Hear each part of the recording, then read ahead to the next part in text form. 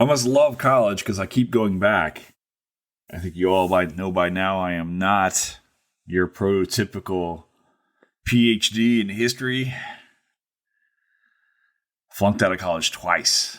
Murray State University when I was a kid. Then had to go all the way back to Tallahassee Community College, to a short time to Florida State University, a university that I loved. Wichita State University, a university I did not love. And then University of Minnesota, a university that did not love me. So, it's kind of weird. The whole time I was there, I kept feeling like I was chasing something, chasing that college feeling. I never joined in on a fraternity when I was a kid. I was too shy. I was too awkward. I always felt like I was ugly and was really awkward when I was a kid. I had a hard time making close friends. I think a lot of you have said this before. I didn't even have a girlfriend in high school or all the way up until I think my first girlfriend was I was 20 years old, 21 years old by the time I met my first girlfriend. So I was a late bloomer. I'm just awkward as hell. Shit, I guess maybe even now, 45 years old now. So it was a weird time for me. I always felt like I missed out on something. So many people go to college and they have these moments of reflection and understanding about who they are. So many people identify with themselves about like their undergraduate institutions. We just saw some jackass give like $300 million to Harvard because God knows they need more money. And then Harvard went off and asked their own students for more money. Assholes. That's another story.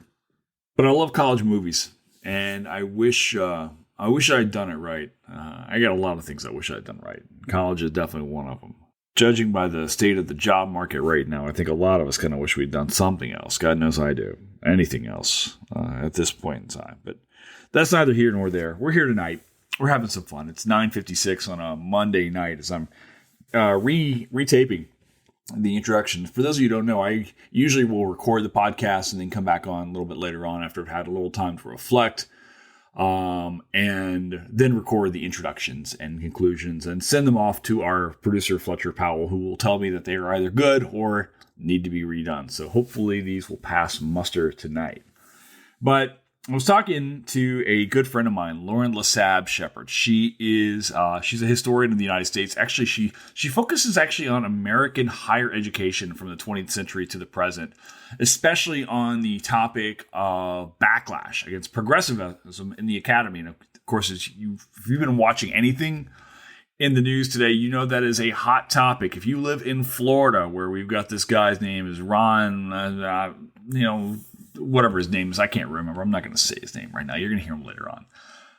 You know that there is a huge attack on education in the United States. So her work could not be more relevant. In fact, she teaches in the Department of Education and Human Development at the University of New Orleans.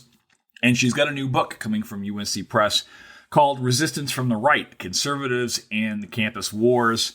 I think it's coming out in August. So keep your eyes open for that. We're going to have her back for another podcast beforehand. So she is this absolutely delightful, amazing, and superbly intelligent human being that I had the opportunity to sit down with virtually today and talk to. And we talked about any number of films, but we really settled on Old School today. The Will Ferrell film with Vince Vaughn and one of the brothers from the things. Owen Wilson, I think this is this one. Right. So Luke Wilson. This one's Luke Wilson. So I love Old School. I've seen the movie a couple hundred times, I think, at this point in time.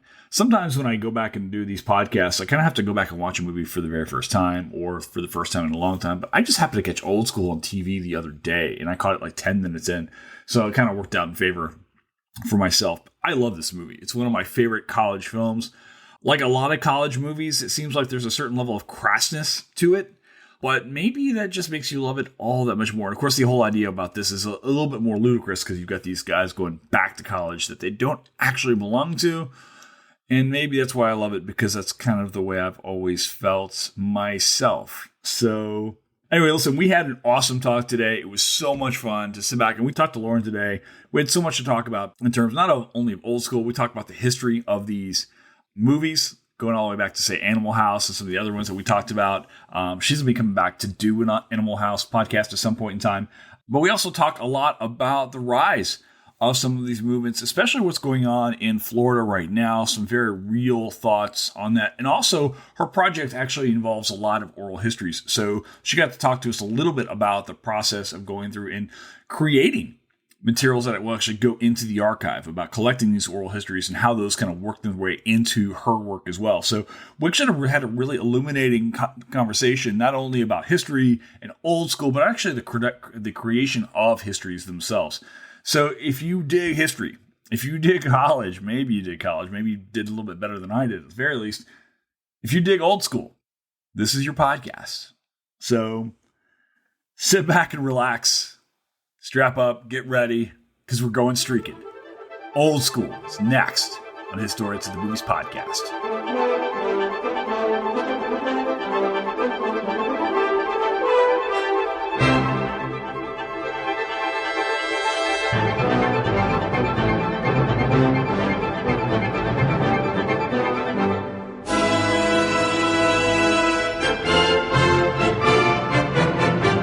Lauren Lassabe Shepherd, what's going on? Hey, thank you for having me. Thank you for pronouncing my middle name correctly. Nobody ever gets that, so it's always cool to hear it right. Okay, well, to be fair, I only get that right because you told me the last time I saw you in person, which was at the AHA this year, so it's not like I actually knew it coming in. It's like, I am one with I can barely read. That's the reason why I'm like the world's worst historian because I hate reading. That's my dirty secret. It doesn't follow any phonetic rules. It's totally, and it's also if you look up the last name, it's not, it doesn't fit French phonetic pronunciations or Spanish. It's just weird. I've been on Facebook in Ancestry and trying to find where are other people in the world who have Lassabe as a last name, and it's the Basque region, it's the Pyrenees. Really? Yeah. Wow. Okay. Does it mean anything? But I don't know if they pronounce it the way that I pronounce it. I don't think so. I think the closest thing that it would mean in French would be Le Sabre, the saber, the knife. Oh, that's good. But there is no R in it. So I don't know. I have no idea. I should dedicate more time to learning this. It's the way that we pronounce it. You and I, we are the two Lassabe speakers. See, I even did that. Lassabe. I like Apple. Exactly. I'm so glad we've been trying to put this together for a little while to do this movie, to do Old School, which I watched for the 4,000th time the other day. I was like, oh no, so we were trying to figure out a movie. But first and foremost, let's get this right on the board, right off the bat. Coke or Pepsi? Which way are you leaning? Coke all day. No question. All right. Yeah. See, we are we had one person choose Pepsi, and I cut the pot off right away. It was Sarah Georgini. Actually, it wasn't. No, she made not Sarah. Oh yeah, and Sarah made me watch a musical. She made me watch Guys and Dolls, which lasted 10 hours I heard and that 14 one. minutes. I didn't realize that Sarah. I didn't know she was a ballerina, but it makes perfect sense now. Oh yeah, she's what we refer to as a talented person. She's got she can do music and dance and all that kind of stuff. And what can't she do? Drink Coca-Cola, and I don't get it because she's from New York, and is New York a Pepsi town? I mean, I guess the Yankees are have a thing with Pepsi, but I don't know. I don't know. I mean, Coke is Southern. So where I grew up, on the Mississippi coast, right. That's where Barks was founded. The Bark family is still here in Biloxi. Can we talk a little bit about Barks being low-key awesome? They don't advertise. When was the last time you saw a Barks advertisement? I've never seen a Barks commercial. Not commercials, but I see Barks print advertisements all the time. But that's also because I live in the home territory. But the Barks is a huge part of my growing up, crawfish boils, everything that we ever did that was outside, we had Barks. You know why? Because there's no caffeine in Barks. Is there no caffeine? There's no caffeine. It's all in Barks. Sugar. Is it? I think maybe, so. Maybe Barks is the one root beer that does have caffeine. I know most root beers do not have caffeine. I'm an IBC purist when it comes to root beer, but I'm hard. I love Barks. AW's good. I'm anti-mug. Yeah, I don't like mug either. Okay, quick Google search. Mug's Pepsi. That makes perfect sense. Quick Google search tells me that Diet Barks has no caffeine, but regular Barks has a little bit. 22.5 milligrams. Oh, sorry. That's my just enough text reader. Just enough, yeah. Okay, good. So we're pro Coke, pro Barks. Yep. And pro scholarship. Speaking of which kind of scholarship, what do you do? What do you say you do here? What's your history? What do you do? Because you've got a book coming out soon. I do. Yeah. So, historian of education, specifically right now, I've been studying higher education since I have been out of my graduate program. The forthcoming book, which will be out with UNC Press in August, is called Resistance from the Right, Mm-hmm. Conservatives in the Campus Wars in Modern America. And it's a story about the 60s campus wars, like the left and right back and forth. But what I'm arguing is that the students on the right, like, cut their political teeth and use the lessons that they learned in the 60s as college students to take over Congress in the 90s. So it's people like Newt Oh. Gingrich, people like Bill Barr, Jeff Sessions, lots of really familiar names. David Duke makes a couple of cameos in the book. So there's, familiar names. Pat Buchanan's in there. This is my tease. So you can find out more, and you can pre-order it soon. Hopefully I'll have that link for y'all. We'll have that in the show links when we're done. Like, I remember learning that Newt Gingrich had a PhD in history, and I was like, "What the flip? Yeah, Tulane. What is that about?" Yeah, from Tulane, but he never got tenure.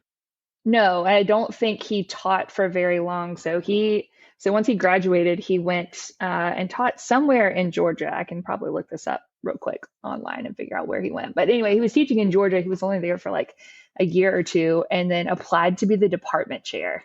And I think he was laughed out of that position. And then He was always like a political animal, yeah, right? I Yeah. mean, that was kind of always like his trajectory. yeah, at least as a college Isn't student. that odd, though, that he ended up getting his PhD? Like, a lot of these cats, I assume, just go off to get law degrees Yeah. and go be attorneys and this, that, and the other.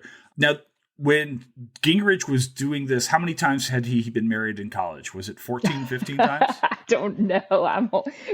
Listeners can't see this, worst. but I'm holding up Burning Down the House. This is the most recent biography. Oh, of yeah, Newt yeah. Gingrich. Julian is he's a Fan of the pod? So that's Julian Selliser's book. Oh yeah, he's a fan of the pod. He's been on. He co-hosted HATM one night. Oh, That was back on the Sunday night thing. Him and Cruz did Groundhog Day of all things. one yeah. night. Cool. I definitely. And that was bananas. Definitely need to see They're that. like, let's do a serious movie. I'm like, I got one for you. So, and I'll get Julian on the pod. Julian, if you're listening, I know you're Princeton, but if you really want some cred, the HATM podcast is your jam.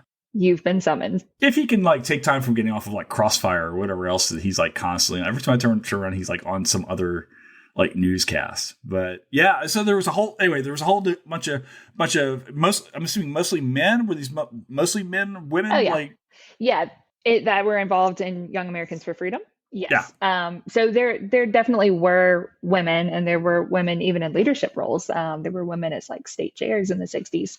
There were founding women members of YAF, but I argue in the book, they don't play a big, huge role. And that's not my interpretation. That's what they directly told me. So I interviewed like upwards of 50 different people who were activists themselves or who remembered activists. They're all like in their 80s and 90s now. And so this is part of my dissertation. So I started these interviews in 2018.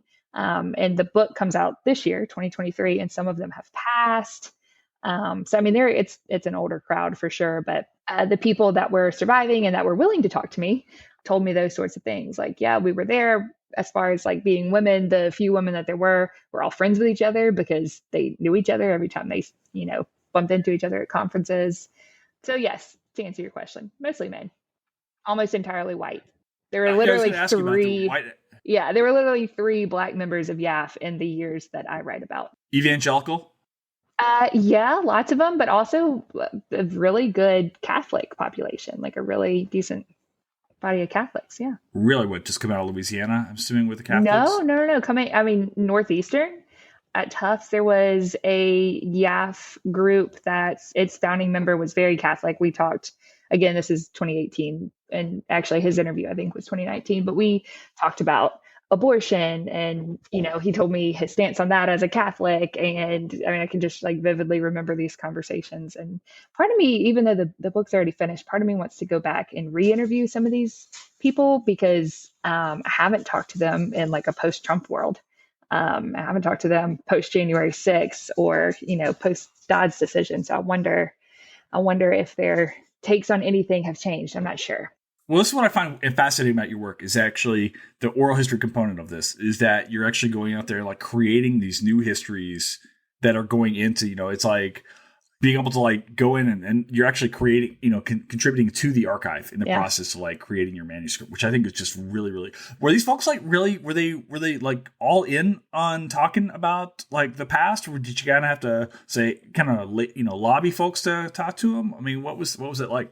So at first, first I want to say that I loved doing the oral history. And as a doc student, I never thought that, and even as a master's student, I never imagined that I would do an oral history, but I took a Vietnam War class, and we had an oral history assignment. So where my college was, there's two military bases nearby. There's an Air Force base, and a CB base, a Navy base. And so there were surviving veterans and their children, their family. So we had to go interview them for like a group project with a local history organization. And that was so powerful. One of the people that I interviewed was actually my stepmother's father, who was a veteran.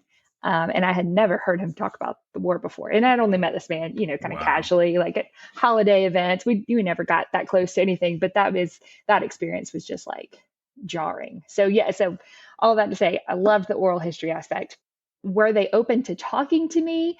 Yes. However, at first, being a little bit naive about this, I reached out to the leadership, right? So I went straight to the top. I was trying to talk to, the busiest, most active people who I could get to, right? Like I reached out to people like Karl Rove, and his secretary very kindly sent me a note that says, here's a free copy of his autobiography. So it's basically like, I'm not going to talk to you, but here is the storyline that I've already, narrated about my own past, and this is what you can play off of. So there was some limitations to that, but what I really noticed, and plenty of these people have written their own memoirs too, there really truly was like a company line that, independent of each other, they were all telling me the same things in their interviews about like the shared experience or something that had happened with them in the past. And then I look like at the primary sources, and these things don't align. But as narrators, they were all saying it the same way. So like throughout the years, so there's alumni organizations, right? They stay in contact with each other. They still, like one of the one of the settings where I recorded some of these interviews. We're going to go with full production on this. We're like, people don't know. We're just going to make a movie out of this. Yeah, so one of the places where I met some of my narrators was at CPAC in 2019, which was really, really an experience. Wow. But there was a YAF alumni reunion. And so I sat down with, like 30 people at this luncheon. There's a picture somewhere of this. I don't have it. Somebody who was there took a picture. And so I know I'm on someone's cell phone camera. I'm probably on like YAF promotional materials, who knows. But they were all, they keep up with each other and they swap stories back and forth. And I think that continuous interaction has a way of like shaping their own memories. I'm not even saying that they were being deceitful when they're telling me these stories that, don't line up with what I see in the archives. I think they really did believe this because they had just told themselves that for, the last 60 years or so. And that's something as the writer myself, I have to try to parse out, how to justify those things that don't add up. Yeah, right. Like, so oral histories have this, like, they're this incredible valuable tool in the archive, but also like they are a product of memory, right? Mm-hmm. So especially when you're talking about things that happened 40, 50, 60 years ago, the stories we tell ourselves about the past inflect, how we remember the past and, and so forth. So you've got, I think you were pointing out to, is like, sometimes these things don't always line up. So there's probably a sussing out of reality. Am I saying the right thing? Yeah. Sussing out reality, or like redesigning reality. But it was very, very clear to me that all of the people that I interviewed, the men and the women, were very conscious of their legacy. Like they understood that I was a doc student doing my dissertation on them, right? Like they are the subject of my dissertation. I'm not sure that any of them imagined it would be a book. I don't know if I imagined it would be a book, but they were very forthright. Like a lot of them sent me things. Even after we had our interviews, they would like continue to mail me things to the department that I was affiliated with at the time, right? They'd send in newspaper clippings or buttons or just like whatever stuff that they had. And so, I mean, they really wanted me to know, like, hey, look, I'm being helpful here. Like, I don't want you to write critically about me. Or maybe they thought that I was a sympathetic interviewer. I'm not sure what they always made of me. Hopefully they thought I was neutral, but you never know how these things play out. So, yeah, I mean, they were super concerned about how they would be remembered. All right. Well, let's talk about like why the movie we chose to do this movie is like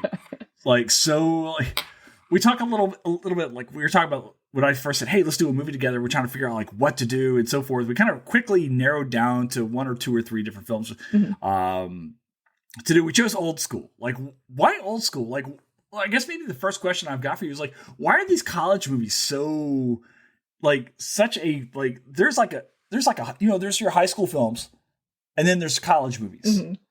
And like, why is it that, why are these college films so I don't know. It seems like there's this benchmark moment in people's lives that like college movies tend to show. Why are these damn movies so popular? I guess is my question. Oh, like, yeah. Why do we like college movies so much? Oh, wow. There's a million reasons for that. I think what you were getting at a second ago, like high school movies are really popular. College movies to me tend to be extremely bro-y. Like in Old School is the best example of that versus in high school, super bro-y. There's a range of, different interests that you could take. There's movies about nerds. There's like super girly movies like, oh my gosh, why can I not think of Lindsay Lohan? Oh my gosh, what is the name of? Oh, Mean Girls? Mean Girls, thank you. There's all that. God. You're not down with the Mean Girls? Clearly I'm not. No, actually, from what I remember, I haven't seen that movie in so long, but for what I remember, I think that I liked it. But specifically college movies are very, very bro-y. So some of the other things that came up besides Old School for us, we talked about Animal House. And so plans to do that one in the future. Yeah, yes. But we can totally. No one else can have it. It's reserved. It's called. But these are really not just masculine, but like young masculine. Like, okay, so the whole backstory. And I guess spoiler alert for anyone who has not seen this movie, but I mean it came out 20 years ago. 20 years old this year. It's go watch the movie. If you haven't seen this movie by now, you need to stop and go see it, or just go to hell. Is what I say. Just this movie's awesome. I had not seen it since 2003, and I would have been what? Yeah, I would have been in like 7th or 8th grade. So this movie would not have been on my radar, right? Like picture the audience. This is for like 9 to 60-year-old men, probably straight white men, because it's like the whole thing is like it really, to me, says a lot about male fantasies, right? Like the whole, even the things that are supposedly like bad that are happening to the main characters, like Mitch, his wife is cheating on him. She's not just cheating on him with a man, she's also cheating on him with women, and she's watching like hardcore porn, and she's having orgies at the house, right? So it's like the humor is in like the overblown, like fantastical. I think it's just telling you what whoever that audience wants to see. And that's why it's funny. There's a sexuality component of college films that you can do that you can't do with high school movies for obvious reasons. Yes. Right? Yeah. But even in this movie, one of the main characters is sleeping with a high school student. Right. And it's implied. Darcy, yeah. Mitch. Yeah. Our protagonist. Yes. And it's implied that she's underage. It never tells us that. She may be 18. I'm not sure. But I mean, that's there. And not only is she in high school, she is his boss's daughter. Right. So there's another there's another gender and just like power dynamic to that. Like he's the boss, he's the employee, but he's kind of getting at his manager, like stealing something from him because he's with his daughter. Oh yeah. So all that's there. That's and maybe that's something to like. I don't know. That didn't appeal to me watching it this time, but no, I think you're right. I think that there's this sense of like a male fantasy, at least in Old School, right? Where it's like, even when the bad things are happening, oh no, what's the first thing that happens? This guy gets laid. Like the very first thing that happens is like, and they're having this massive party. And in fact, all the guys decide that their friend's crisis is the best thing that ever happened to them as well. Yeah. Because they're gonna start a fraternity. Yes. And I'm just thinking of other examples of that. Like whenever Will Ferrell's character and his wife, they're in marriage counseling, and the counselor's encouraging them, be very open. And he said, okay, well, we were at the restaurant the other night and this waitress came by, and I was just trying to think about like what her underwear looks like. Again, that's like the humor in this is that he's really just exposing like maybe, I don't know, secret men's kinks or interests, but there is a sexuality to it, like for sure. They're in the trust tree. There's another, like, similar to the trust tree, there's like the guy code, right? So the scene where what is I can't think of her name, not Michelle, Nicole has a boyfriend, um Oh yeah. and Mitch catches the boyfriend like hooking up with one of the catering staff, and he gets caught, and the boyfriend's like, look, man, this is bro code. Like, you don't get to tell on me. And Mitch honors it. Like, there's even a scene where he has a Of course he chance. has to honor it. He is a bro. You have to honor the bro But then, code. There's a handshake. but it's so funny, the juxtaposition of like, okay, yes, this is bro code, but this is someone that Mitch hates. This is someone that Mitch really Yeah. doesn't like, and that guy doesn't like But him you back. don't break the code. Yes, but he does eventually. So this is what was like just stood out to me. So he doesn't break the bro code, even when he has a clear chance to, right? There's a scene following that where he and Nicole are at a restaurant and he has a chance to tell her, and you can see him contemplating it, and he goes like, I'm not going to do it. I'm just going to wish her the best of luck. But then he does violate it. He does tell her the truth, but he only tells her the truth when he finds out that that guy threw him under the bus. So he's like, okay, well, in this instance, I'll violate our code because you broke it. Yeah, once the code is broken, I believe, and I hope that the other bros out there will not punish me for revealing secrets of the bro code, which is that once the code is broken, then you may in turn continue on with the breaking of the code. Like once that bond is done, you're allowed to. That's bro code from Jason Herb, established 1977. So that's when my brodom was established. So I'm wondering a little bit. This movie comes along in 2003. Follows a long line of other college movies, like where this kind of fits in. Like, are you seeing, what is this movie telling us anything about college or at all in 2003? Is there any kind of pushback about like where college is or how people are looking at college, say in the early 2000s versus say, we talked a little bit about Animal House early on. Are we looking at colleges differently as a society in the early 2000s? Maybe I can tell you, like today, specifically the research on like Greek life or on white Greek life. A lot of studies talk about this really interesting, I think this is super fascinating, this interesting dynamic of men's and women's fraternities, sororities really underscore heteronormative relationships. However, there's a caveat to that. Those relationships don't come around by like dating and having serious relationships and like eventually moving into marriage in your young 20s now the way that they have in the past. Instead, hookup culture has replaced that, right? So it's assumed that girls and boys will hook up with each other, but they probably won't have relationships. Instead, their true relationships are with their friends in their fraternity or sorority.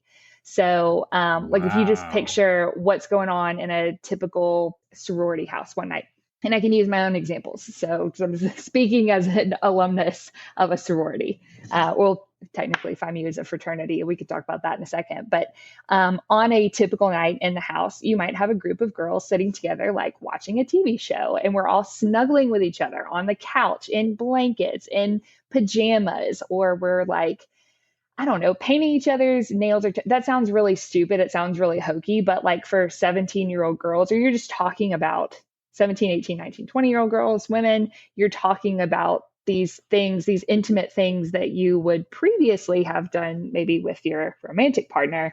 That relationship has just completely transformed. You do that with your friends now. Your romantic partner is the person that you will, respond to a late night text with, go meet at a bar, go hook up with, whatever. But then you come back home to the house and then you're with your real solid relationships. And those relationships matter more than whatever sexual relationship that you have outside of the house. So that's where the relationship, yeah, that's what the literature says now. And I'm specifically thinking of, there's another UNC book, The Benefit of Friends. And I cannot think of the author. I could Google it real quick, but that's a lot of that argument comes from Jana Matthews. That's who is the author of that. So credit to her. But we actually don't really see that in old school, I don't think, because in old school, yeah, the fraternity brothers are close, but there's much more focus on like hazing, or at least, from what we see in the movie 20 years ago, such that it's even like an accurate depiction of what would have been happening in fraternities in 2003. But it's more focused on like prankishness, yeah, hazing, just doing stupid shit and not necessarily like building these strong, like brotherly vibes. And there's no sororities in it either. The only women's perspective you No, there's ever the not. only women's perspective you ever get, and this is why this is such a broy movie, because there's no way that a woman was consulted for this scene. The only like major time that you see women in the movie, the wives are having like a girls' night, and they call over like a sex expert to show them how to give blowjobs, right? So they're all practicing on different vegetables, and it's just like it's so ridiculous. Like again, that's where the humor comes in. But this is not something that women do, right? Unless you're at like a bachelorette party and you're being stupid. But I mean, it's cast or it's shown in the movie as like a serious thing. Like this is what women are doing. They're having a girls' night. They're hiring a sex expert to teach them how to give BJs. There's a real dichotomy here going on, right? Like where like women are straight or very straight and narrow. In fact, have to be taught how to have fun, i.e., the blowjob course, right? Whereas the guys are just naturally fun, just want to go and be it. Even the business guys like Vince Vaughn's, character, he owns all these speaker cities or whatever, which are bankrupt by now. I want to see like old school, like now what's happened to all of these guys since then, because speaker city's gone. Was that a real business? No, it's like Circuit City, or something like that. At that point in time, right? It's like, but by now, like a Radio Shack, Speaker City, like Amazon, it's all gone. Yeah, absolutely. No, you're absolutely right there. Like, so the only women we see are either the adult women, who are the wives, who are the adults, for lack of a better word, and then we see some of the younger women, like in the scene with Blue when Blue dies, which is another one of those classic. We were talking about this off air before you jumped on. One of these classic hallmarks, the gratuitous nudity that you can do, that these college movies have galore. It seems to be a hallmark of these college films, right? Where it's gratuitous nudity of women, but not of men. Like we do see Will Ferrell's butt. So, ladies, he does go streaking. Yeah, and there's also the scene. It's like the fraternity initiation thing. Like it's another hazing ritual where they're standing on the ledge of a building.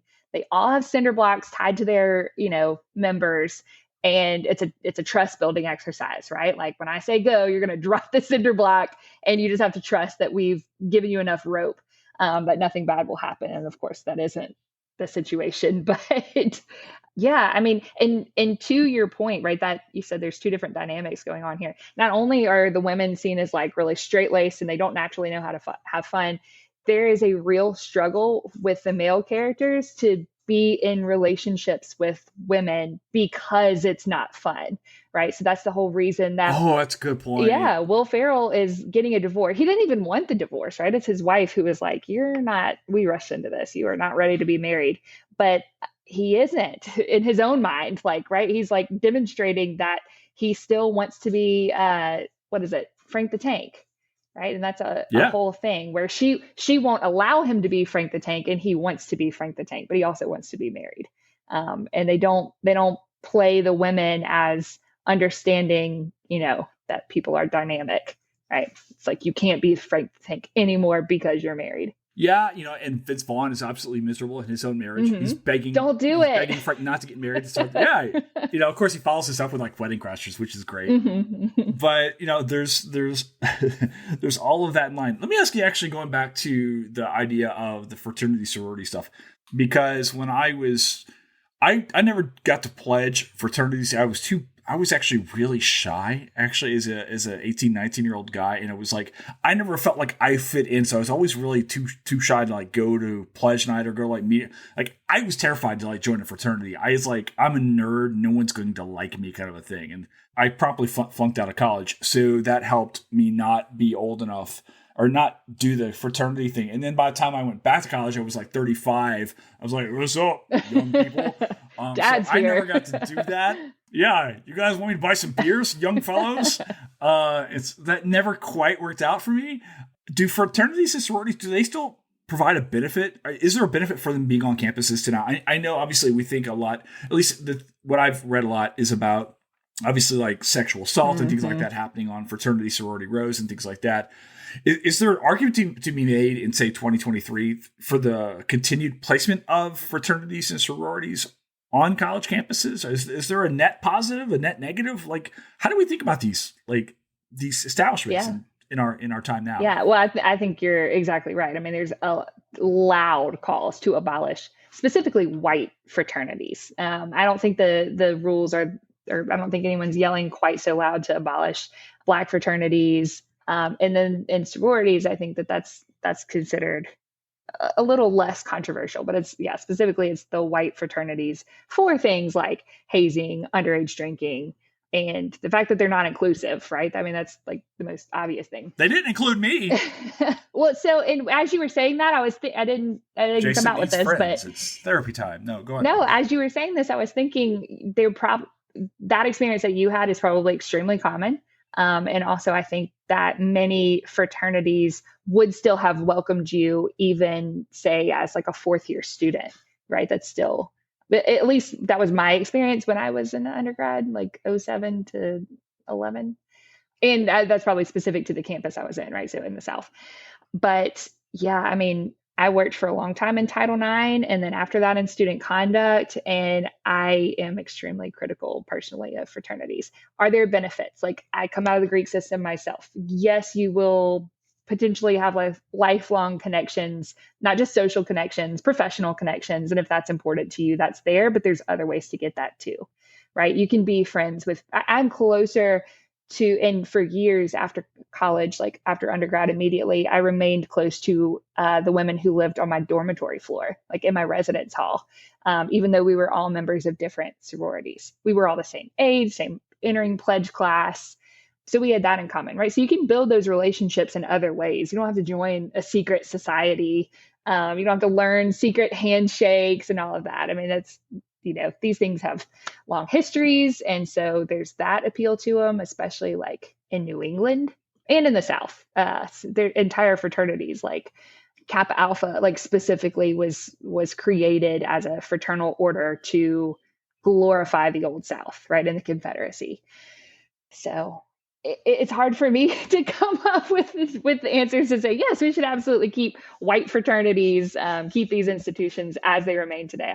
I'm not sure that. No, there's, I'm thinking right now actually of another film that comes out right about the same time called Social Network, which there's a whole other fraternity-esque society there that plays a huge role in the film as well, right? I forget the name of these clubs, right? But they're Zuckerberg's trying to get into them and so forth. Was it like the whole idea behind them? Was it like an eating club, like a supper club?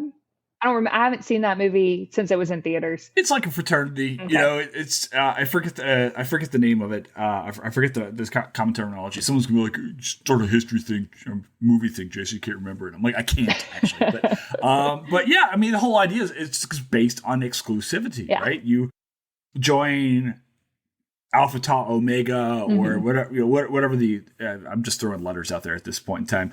Historians at the movies, we have a certain fraternity here, right? I mean, hashtag Twitter Storians is like, I mean, that's how I know you. That's how I've met. Is that right? Yeah, that's how I've met so many people, like professionally, that I mean, as when I was doing and still in the middle of my program, I didn't travel to conferences. I didn't have the money to do that. Right. I've just now started to go to conferences regularly since COVID restrictions have lifted, on my own dime. Right. I still don't even have research funding for that. So to know people in my field, that's happened because of Twitter. To be fair, it's not a surprise that so many history conferences or academic conferences end up back in New Orleans, because there's that whole party aspect of that, right? There's like, oh my, look, it's another conference in Louisiana. Like, really, do we all love the Delta that much?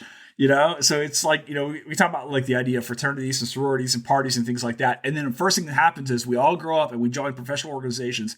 And then we all have our conferences in New York and Chicago and San Francisco and New Orleans. Well, so New Orleans, though, is cheap. Like the South generally is more affordable to get to, right?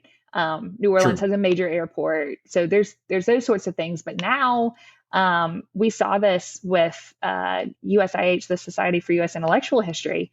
I hope I'm not describing this to the wrong conference. But anyway, there were people from California specifically who couldn't come because California had policies in place that said we're not going to reimburse you for travel to red states or to states where abortion has been restricted. And it's like, okay, I Wow. think I understand the intention or perhaps the well-meaning signifiers behind those policies, but you're really just hurting scholars all around, right? Not just the scholars in California who can't travel to the South, but like Southern institutions themselves who most of the faculty on college campuses are not going to agree with our state legislators about their positions on abortion, right? We had nothing to do with that. So I don't know. I think that policy is really misguided. So I'm not sure in the next few years if we'll see a lot of conferences in New Orleans or Memphis or Atlanta or Houston Or Florida. Florida. Now, Well, should we get can we into talk a little bit it? about Florida? Let's do it. There we are. Because I was gonna. There's our intro. All right. Okay. All right. Florida. What the fuck? Is the title of this segment of the show. In fact, that should just be a new title. Ever Florida? What the f? What the Florida is what we'll call this segment from here on out. It. What's going on in Florida? It's you've studied these movements on college campuses, and I assume in some ways some of these movements were internal. Now we're seeing these external forces trying to actively shift the nature of some of these college campuses. Can you shed a little light on like what the hell is going on here in Florida and how to understand it? Yeah. Well, it wasn't always internal. One of my arguments in the book, at least, is that the students were just like the foot soldiers on the campus for the larger, like post-war conservative movement who had already had their designs on like tearing the campus apart from within, right? At least the liberal humanities, as we would recognize them in the 60s and really even today. So, but yeah, those student foot soldiers grew up. And Ron DeSantis wasn't one of them, right? He's very young. He was definitely, not of. He's younger than me. Yeah, he's not of Newt Gingrich's cohort, and he went to Harvard too, right? No, I believe Harvard and Yale is DeSantis' pedigree. I mean, he's his new book says he's born in Jacksonville, but ideologically the child of Ohioans and Pennsylvanians, like really, okay. Of the Ohioans and Pennsylvanians who settled in Tampa. I was like, yes, Ron, just go ahead and scratch off as many of those, swing state voters as you possibly can on the I-4 corridor. He's pandering. Yes, go ahead and say them absolutely. All. And oh my also, gosh. What? Also, he didn't write that book, right? None of them write their books. They all have ghostwriters. I remember. Sorry, I'm about to get extremely off topic. Well, not really that off topic. We're still talking about it, right? But this is called What the Florida. Go for it. I grew up like extremely Catholic, and so in some ways, my Catholicism informed my own conservatism, right, as a young person. And my dad, who is probably my biggest political influence growing up, wouldn't call himself a libertarian. I'm calling him a libertarian, but he would just say, I'm a conservative, right? So I always grew up kind of like very familiar with ideas and such on the right. And I can remember watching, I was in undergrad. I was at my dad's house. We were watching like Bill O'Reilly or one of the nighttime Fox News hosts. And he was talking about his book. And my dad's like, this is just crazy. These guys keep turning out books. He just came out with one last year. And then that's when I started like reading about all of this. And I was like, oh, they're not writing their own books. They have ghostwriters. But, there is definitely a conservative audience that watches these people that, thinks that they're brilliant and just heroes and really does believe that about them, right? Like that they're this intelligent that they can commit all their time to writing books and being on TV and, whatever like radio advocacy stuff that they do as well. So anyways, back to Florida. So the whole new college thing, I mean, I don't exactly know what to make of DeSantis. For a long time, I thought like, oh yeah, clearly he's going to be Donald Trump's challenger. But I think what I'm reading now is that from a couple of different places is that he's probably not. He hasn't really come out and positioned himself strongly to challenge Trump in 2024. And Trump's already like really launching a hard opposition to prevent that from happening anyway. But there's no reason we wouldn't see like a 2028 DeSantis versus Gavin Newsom, right? Like governors from completely opposite ends of the political spectrum just facing off. So maybe that's on the horizon. I have no idea, but I know that all the stuff that DeSantis is doing is really like outflanking Trump in terms of like, look how MAGA I can be. Look how hard I can own the left.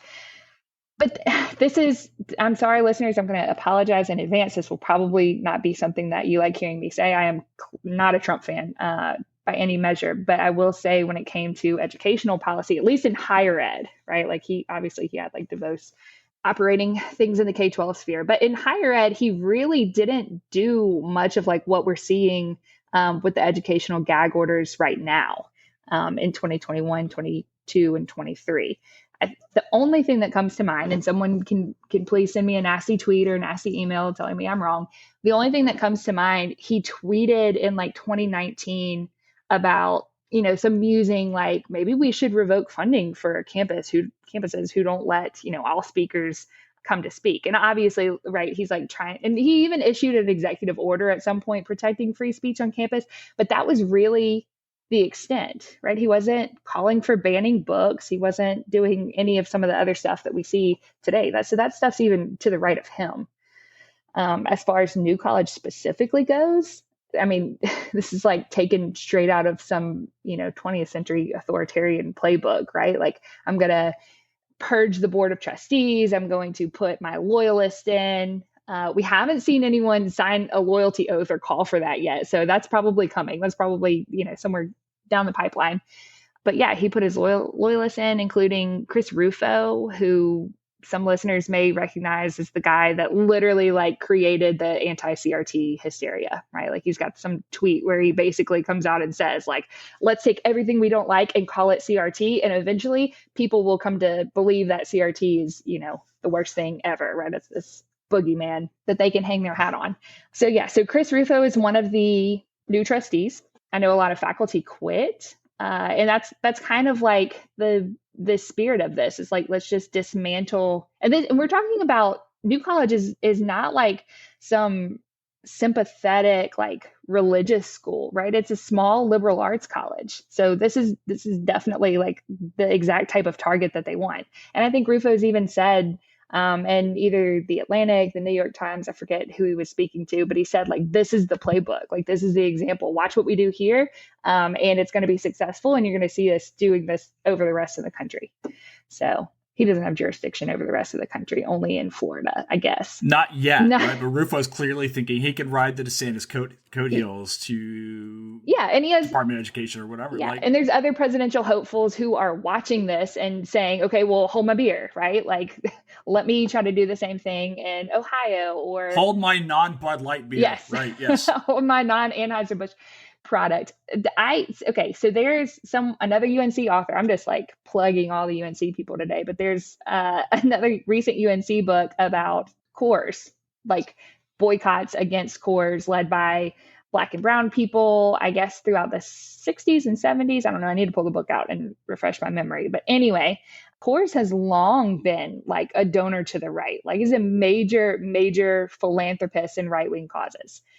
He appears in my book just a little bit, but anyways, it was just interesting to hear so many people say like, I'm not drinking Bud anymore, I'm going to be drinking Coors. And it just seems to be like they probably would have been drinking Coors all along. And then there's this whole other wave of people saying like, well, look how much Coors has done to promote like queer inclusion. So I don't know. The internet is a mess. Yeah, a lot of this seems to be such posturing. And I don't know that, and I'm not the scholar to talk about this kind of stuff, but this idea of identity politics getting all the way down to the things that we eat and drink and so forth. I've always kind of tried to stay away from it, assuming that everyone is probably always horrible. Well, we are all political. Brewing a Boycott by Allison Brantley is the name of the UNC book I was referencing. I wonder, and the other thing with Florida, I was also thinking about Ben Sasse getting appointed as the president of the University of Florida, right? Which is where I think DeSantis had tried to keep that on the down low as much as he possibly could as well. So this real kind of takeover. And of course, I've got friends of mine who teach secondary here in Florida. They cannot fill the jobs, and I think this is a nationwide thing because we don't want to pay our teachers, and they don't want to be shot. I mean, that's another thing too. They don't want to be shot, right? Well, thank you. Yeah, teachers. I taught for 3 years here in Florida, 2 years in a public school, and then 1 year at a private school. Thinking about like what's going to happen when people jump into our school with an AR-15 or whatever. How do I get in front of them, between them and my kids or whatever? Mm-hmm. And there's no shortage of danger, it feels like, to these folks. And I know that a lot of teachers feel like they've been completely left behind. And then, of course, you get this rhetoric of let's give teachers guns. We don't trust them to pick out our books. Yes, but let's arm them. No, I had the same thoughts myself right after I talked about this the other day on my Instagram, but I also taught K-12. Like I had, side note, we wanted to talk about AP. Maybe we can do the AP conversation on the next podcast because I still have to read the AP book. But anyway, when I was teaching high school. AP is bad. It's the conversation. This was right after Parkland. And yeah, I remember thinking, so my classroom had like floor to ceiling windows. And one of the other history faculty was like, look, just take your stapler, take some sharp object and just hit that window right here in this corner and it'll knock the whole thing out and y'all can run out. And that like, I don't even understand how to process that, right? Like it's just. Why is that part of the job description? Yeah. And so to your point about there being teacher shortages, it's the solution that lawmakers have come up with is let's just make it so that anybody we want can be a teacher, right? You don't have to have a college degree anymore. You don't have to pass like the praxis or whatever licensing exam is required in your state. Because the whole idea is we want to get our loyalists, we want to get our voters, people we like teaching kids, right? They're so worried about indoctrination, but that's actually the thing that they do want to do. So it's projection. I'll tell you one of the things, this will get me probably eaten alive at some point in time once I launch my own political career, which is that when I was teaching high school, I never once required my students to say the Pledge of Allegiance. Yeah. You're supposed to. I would just tell my kids like, hey, there's a flag. You guys want to do it? Have at it. But I can't ask you to say the pledge to some countries, some people. You're a child. Yeah. The idea of a Pledge of Allegiance, the single words, ring of indoctrination. Yeah, feels a little nationalist. I felt really conflicted about that. Yeah. A smidge. It felt like, something you'd see in North Korea. No, I grew up saying the pledge. And I remember in our music class, so this is a Mississippi public elementary school, on Jeff Davis Elementary, of all places. That was the name of it. Or Jeff Davis Elementary was his previous name. Jeff Davis Avenue is where it was located whenever I was a student there. Anyway, we grew up, we said the pledge in our music rotations. We sang like all of the patriotic songs.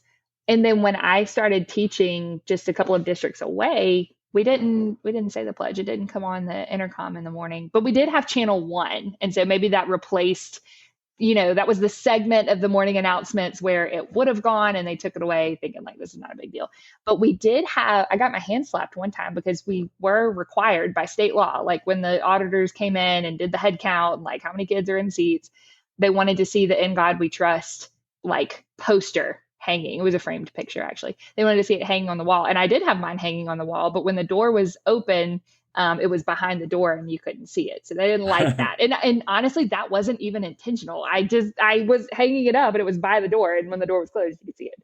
But yeah, I mean, all that stuff is there. I want to talk about decorations in old school, specifically some of the stuff we were talking about before we got on. You were mentioning I am like a king of segue. I am not, but we're going to go with it anyway. We were talking a little bit earlier about beards and this whole other thing. And we were talking that you had said in old school, there are all these throwbacks to these 70s era films. And I'm guessing it's maybe because the producers who are making this film kind of grew up in that. What do you see when you look at old school? Like, what is this telling us? I'll tell you exactly what I see. But now I wanted to know who are the directors and who are the writers. I should have looked that up before we even started this. Like, I imagine Will Ferrell had a big role to play in this, or at least some of the people that he's used to work with, because this was such like a stereotypical Will Ferrell movie. Oh, very much. Todd Phillips. Well, this was the movie, I think, Todd Phillips is directing this, who he actually most recently did the Joker films. But those are really kind of a step away from maybe his stuff, because he's done like The Hangover and those films. But Will Ferrell kind of goes from here to like the Anchorman stuff. This kind of like sets Ferrell up as like the next big guy after his time on SNL. Oh, was this like his breakout movie? I don't think I realized. I don't think I put the timeline together. This was really his thing where he goes from here to Anchorman and then to like Ricky Bobby and any number of things, and he's got, kind of this up and down career from here on out. But we were talking earlier, just like the visuals, yes. You had said Sean William Scott's got like the goatee and the mullet in this movie. When you see this movie, what are you seeing? Are we seeing any demonstration of like masculinity in 2000 3, or is this just complete Oh happenstance? no! Like, Oh my God! That's what the whole movie is. No, I can tell you or a lack of masculinity? one aesthetic that they get really, really right is the dean's office. Right. Really, the whole college campus itself, like it really has this like classic New England kind of vibe to it, right? There's a quad, there's Gothic looking buildings, but then when you get into the dean's office, number one, the dean himself. Before we get to his office, he is in every scene. He's wearing his like pressed khakis. He has on a sport coat. Underneath that is a sweater vest. Underneath that is a tie. Underneath that is his button down, right? And his hair is like combed on the side, and he's got these big, like goofy glasses, very 70s retro glasses at that. So, and he's wearing like Oxford shoes. So just his whole persona, I think they nailed. But then his office. The office is enormous. It's mahogany everywhere, right? Like wood floors, these huge, gorgeous wooden bookshelves. His desk, he has this like accountant green lamp sitting on it. The all the seating in his office is that same green, but it's like tufted leather furniture. I mean, it looks like such a dean's office, like a stereotypical dean's office. I think there's even his golf clubs. Like if you pay close attention to the room, you can see his clubs kind of poking out. So they did that really well. And the frat house itself is also done pretty well. I love the frat house. The frat house is too much fun. The dean's office, I wonder, because I always hear about all these associate deans. I haven't spent enough time in the dean's offices, like how big that's supposed to be or not. Well, in a traditional New England like campus, that's what it would look like. It's probably, and also maybe in Southern campuses too. You wouldn't see that at like where I work at the University of New Orleans, which is a city campus that was built in the 1950s and is completely all concrete. Technically, we do have a quad, but it does lend itself to that like New England elite campus sort of vibe. Is University of New Orleans, is it a residential campus? Do you have dorms on there at all, or is it mostly commuter school? It is mostly a commuter school because that's what the students do, but there are residence halls and lots of them. And we also have like family residence halls, probably more than most campuses do. You know, for non-traditional students, we have a lot of international students who come with their families and they stay in the residence halls. I've noticed a definite feeling, a different feeling between campuses that have, that are predominantly residential versus, your commuter schools. There's definitely a different vibe. It seems like to be a much more, like, again, we're talking about this big idea of inclusive versus exclusiveness. When you've got residence halls and you got like your traditional, like when I went to school when I was a kid at Murray State University, it's mostly kids who are living in dorms, and there's this real feel of being on campus as the hub. And then you get away from like, even like a school at Minnesota where I was at, which is a much larger school where I did my graduate work. Mostly the campus is a commuter school. It still had a weird differential, like the campus wasn't the center of life, I guess is the way I was putting it. Yeah. They definitely feel different. Yeah. A lot of that too, I mean, that's kind of the history of higher ed. Like it depends on when the campus was built. So just now I looked at where Old School was filmed, and it was filmed on parts of it were filmed at Harvard. Right. So that's obviously why they nailed that sort of aesthetic. The aesthetic. Yeah, because it was literally at Harvard. But no, I mean, if you go to an institution that was built in the 1600s, as Harvard was, or, even any of the colonial institutions that are all like the kind of elite schools in New England, like they have a certain vibe. Then when you start moving out Midwest, a lot of those were land grant institutions. They were built in the middle of the Civil War and a couple of years after, even late into the 1890s. A lot of HBCUs were constructed then. And then California, like a lot of the California schools weren't built until the 20th century, right? The beginnings of the 20th century. Stanford is coming to mind. I don't know when. Stanford might be 1890s. Let me see. Yeah, Stanford's a fairly young university, especially when you consider its pedigree, right? I mean, because it's kind of, it's Ivy-esque, only it's nowhere near as old as the Ivies. Yeah. Okay. 1885. Yeah. And then, okay, so even a lot of the existing campuses in the Depression and, into World War II were major beneficiaries of New Deal funds, right? So there are, even after World War I, there was this huge building spree of stadiums, right? Lots of universities have literally memorial stadiums. They were built in memory of the veterans of World War I. Because football was huge. Yes. Oh my gosh. College going literally becomes popular in large part to college athletics, right? In football specifically. Wow, I never thought about things like the Rose Bowl and things like that, all these old stadiums, the blah, blah memorial as being a remembrance place. But that makes so much sense now, Yeah. right? And of course, you've got post-war money coming in. And, for me, I'm always, Florida itself is in the midst of a huge population growth. We're now the third largest state in population. And sinking into the Atlantic and the Gulf. I know. I'm actually so watching the tidal planes, coming to my backyard as we speak. The sheer cost of establishing a brand new university is. I mean, I don't even know how a state goes about to build a university or anything like that, but. The will in Florida, yeah. The will and the money is always there where the athletics are successful. And I'll give you a really good example too, since we were talking about like the New Deal era.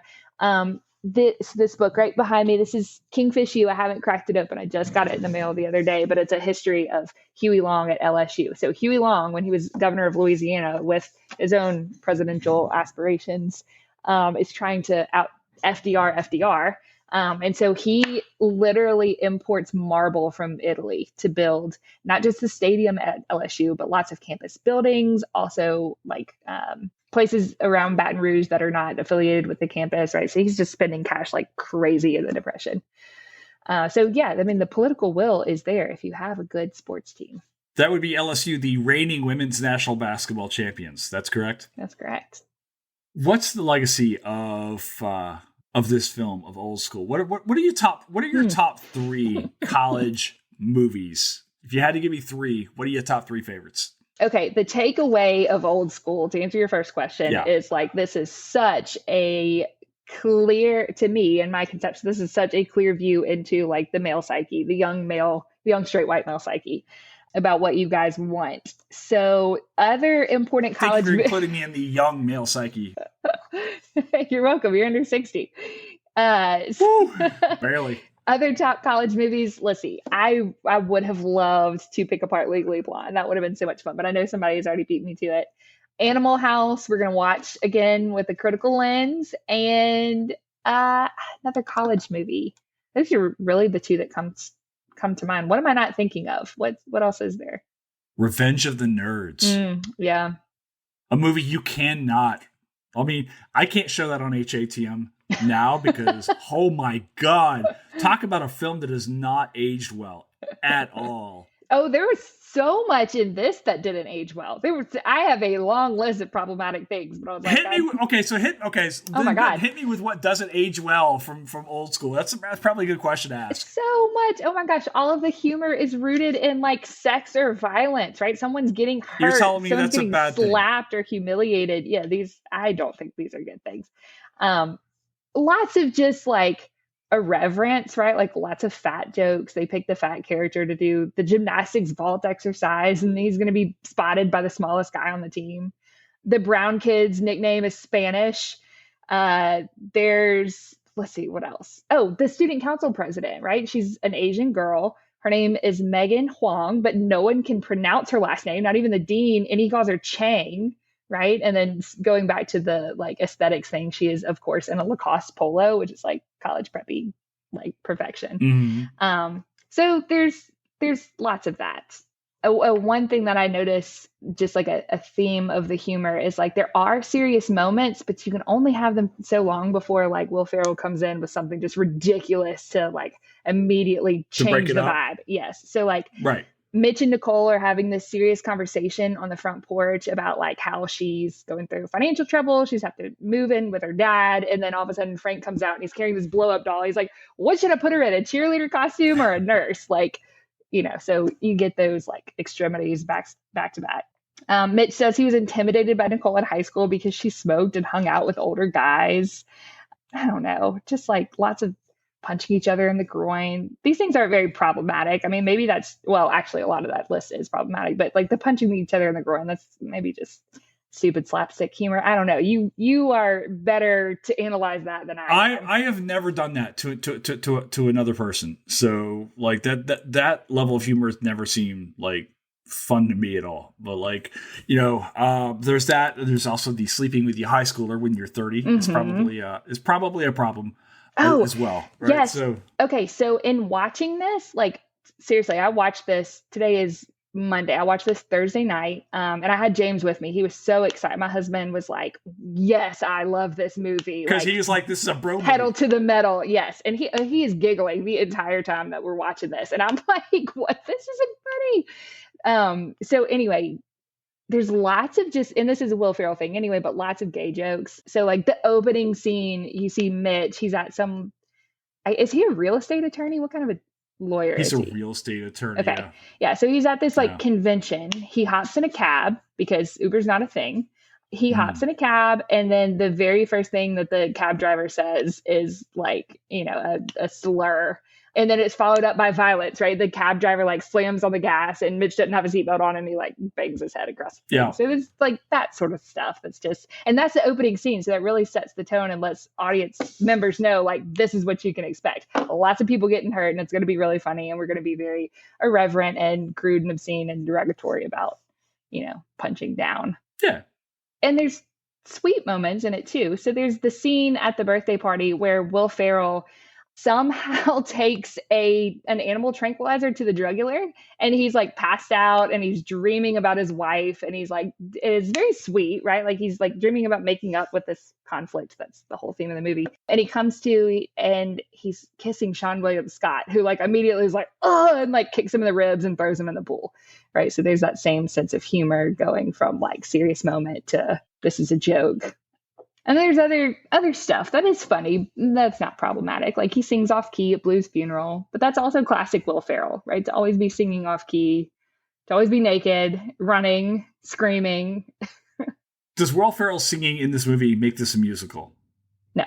Sorry, Sarah. God damn it. All right. Or sorry, Jason. Sorry, maybe you wanted it to be a musical. I don't know. This way I can like get my musicals. Like, yeah, it's clearly I like this movie, therefore I like musicals. See, everybody can leave me alone now. So, all right, let me ask you our big question today. Then, is Old School a history film?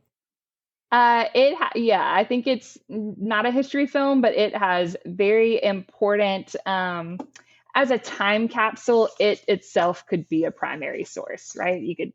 This would be a great movie to discuss with your college students, all sorts of things. You could talk about sex, gender, power dynamics. You could talk about the history of higher ed, as we kind of have a little bit today.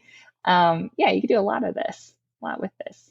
Yeah, we've hit all of those different things today. And sit down with our college, and if we can get our students like, here, kids, let's watch Old School in class. This movie's older than our students. It's now 20 years old. How is that possible? I don't know. Vince Vaughn looks super young in this movie. He does. And how have we not brought this up yet? Snoop Dogg looks like a baby. Oh my gosh, he's so young. Like, maybe I'm just used to seeing present day Snoop because I follow him on Instagram. Like, I see him a lot, and I don't keep up with Will Ferrell or Vince Vaughn or any of the other cast that much. But yeah, he looks so young. Yeah, so it's amazing because they're kind of frozen in my mind, and then I look down like, this movie's 20 years old. Mm-hmm. This movie is a college sophomore or junior at this point in time, which is bananas to me. I cannot imagine that. You were in college when this came out? No, I'd already flunked out. See, I graduated in 95, and I was all done with college for a while by halfway through 98, by 98. So, did this movie play a part in making you want to go back? No, it didn't actually. I was selling mortgages, and I was miserable. I was actually part of another film called The Big Short, where a bunch of mortgage people who don't understand the economy destroy the American economy. I remember that. That was me. Oh my gosh, you played a part in the mortgage crisis. I have played a part in many crises. Actually, wow. Now that I think about it, just ask my exes. So that's my story. But yeah, no, I went back in just because I wasn't happy. I thought I need to finish my college degree. It always bothered me that I'd never done it, and then got back in and wanted to become a historian just in time for the history market to completely collapse, and then be faced with a whole other set of crises as far as jobs and all that. But that's when I jumped in too. Story. Yeah. Good We're times. doing fine. We're making a podcast. That's right. All right, Lauren Lassabe Shepherd, where can we find you on Twitters and the other worlds? You can find me on all corners of the. Well, you can find me on many some corners of the internet at L Lassabe. So that's LLASSABE. Most active on Instagram of all places, but kind of active on Twitter. Some days I'm very active. Other days I forget about it for like a couple of weeks. And then you can also find me on Facebook, Lauren Lassabe Shepherd. Awesome. Thank you so much for being here today. Yeah, thank you. And I'm looking forward to next round.